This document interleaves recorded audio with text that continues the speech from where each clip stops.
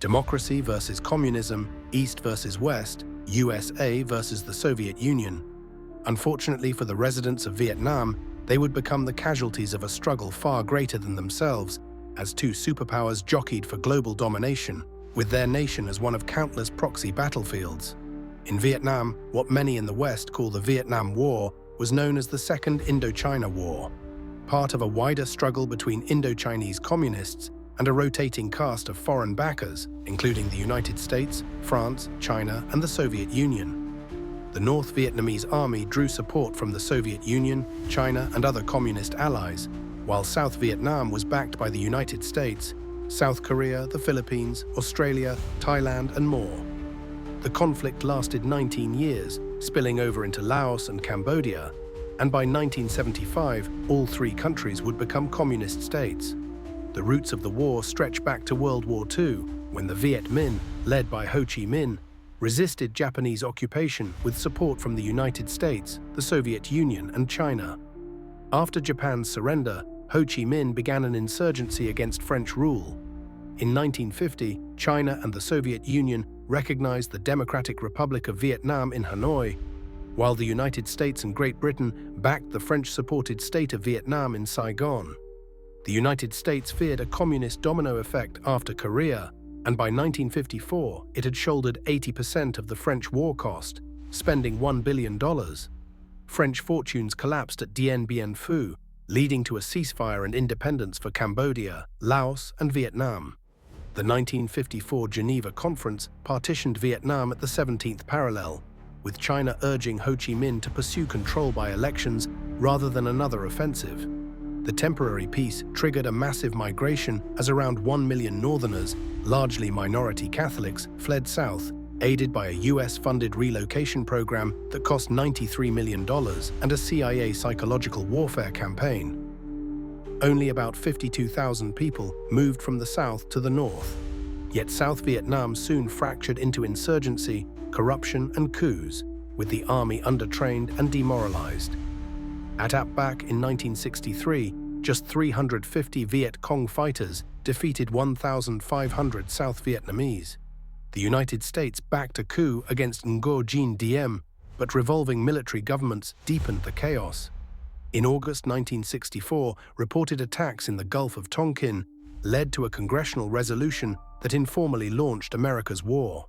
Decades later, a declassified report revealed there had never been a second attack on August 4th, and it is likely the incident was fabricated to justify war against a North that armed and trained Southern guerrillas. Between 1965 and 1968, Operation Rolling Thunder dropped 1 million tons of munitions on North Vietnam, but Ho Chi Minh refused to bend. The North relied on the Ho Chi Minh Trail through Laos, igniting a civil war there. In trying to choke that lifeline and prevent a Laotian collapse, the United States dropped 2 million tons of bombs on Laos, making it the most heavily bombed country in the world relative to its population. Meanwhile, the American ground war escalated from 3,500 Marines in March 1965 to 200,000 by December. The mission shifted from defensive to offensive under General William Westmoreland, who predicted victory by 1967. Allies like Australia, New Zealand, Thailand, and the Philippines sent troops, though most NATO partners did not. The first major clash with the North Vietnamese army came at Ia Drang in November 1965, the first large-scale helicopter assault in history, fought at LZ X-Ray and LZ Albany. At X-Ray, outnumbered US troops achieved a 10-to-1 kill ratio with heavy fire support. At Albany, an ambush at close quarters denied that support, causing over 50% casualties and a US defeat. Both sides claimed victory, with US casualties ranging between 499 and 1,700, and North Vietnamese between 1,070 and 1,753. Midway through this story, here is a question for you to weigh in on in the comments. Given the later revelations about the Gulf of Tonkin, should the United States have intervened in South Vietnam's civil war at all, or was escalation inevitable once the Cold War lines were drawn? Despite overwhelming firepower, the Viet Cong and North Vietnamese initiated most major engagements, and they retained strategic initiative throughout the war. To blunt US air power, they carved hundreds of miles of tunnels, forcing tunnel rats from the United States, Australia, and New Zealand to clear cramped, booby-trapped corridors with flashlights, pistols, and improvised weapons.